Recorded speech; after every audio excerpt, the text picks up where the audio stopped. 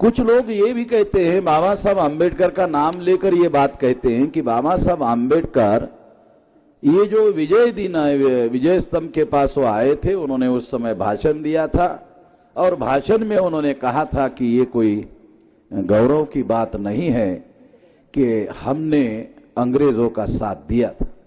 मगर मैं आप लोगों को ये बताना चाहता हूं कि रायनाक और सिद्धनाक को, जो हमारे योद्धा थे, उसको अंग्रेज जो कमांडर था उसने कहा था कि उनके पास 30,000 लोगों की फौज है, सरेंडर कर लेते।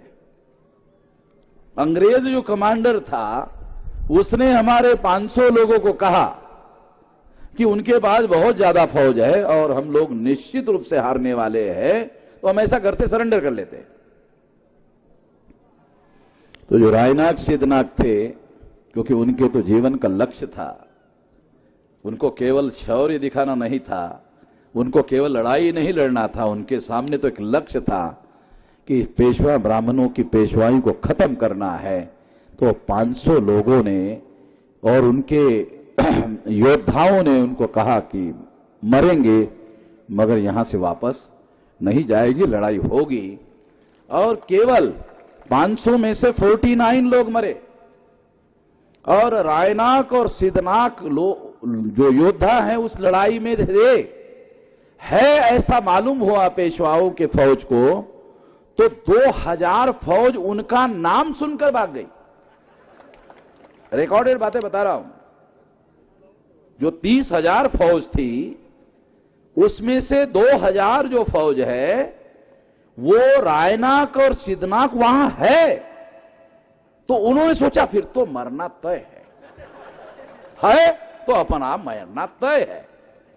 मालूम था कि वो कितने ज्यादा बहादुर और कितने ज्यादा योद्धा थे।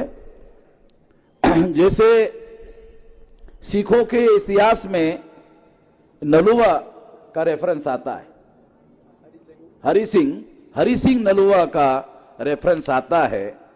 गब्बर सिंह जो एक फिल्म बनी थी उसमें तो केवल डायलॉग है कि दूर दूर जो है माए कहती है कि चुप हो जा नहीं तो गब्बर सिंह आ जाए। तो डायलॉग था, ये तो केवल डायलॉग था, सच्चाई नहीं थी। सच्चाई तो रायनाक और सिद्धनाक की थी कि ये आएंगे तो फिर तो मरना तय है।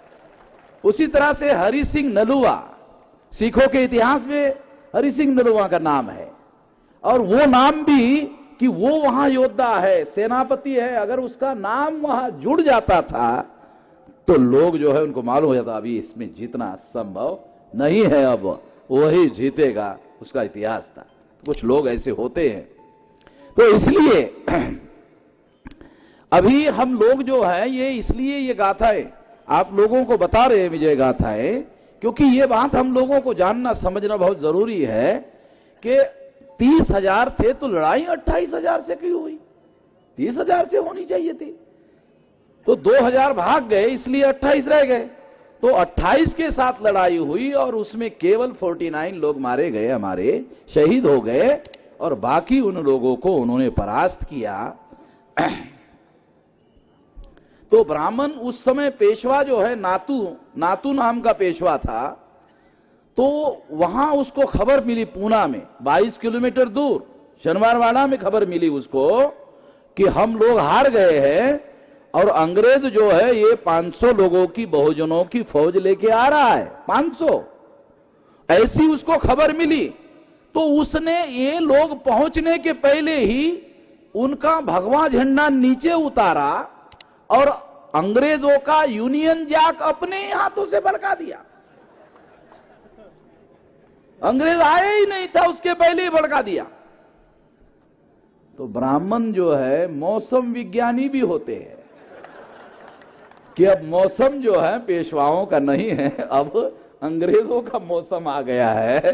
तो वो उसके पहले ही झंडा उन्होंने अंग्रेजों का फड़का दिया। तो ये जो बातें हैं ये बातें हम लोगों को प्रेरणा के लिए, क्योंकि मनोबल को ऊंचा उठाने के लिए प्रेरणाएं बहुत ज्यादा जरूरी होती है। केवल शारीरिक शक्ति से आदमी नहीं लड़ सकता, प्रेरणा होनी चाहिए। और वो प्रेरणाएं जो है प्रेरक गाथाओं से, प्रेरक कथाओं से, प्रेरक इतिहास से मिलती है, वो बात हम लोगों को समझने की आवश्यकता होती है।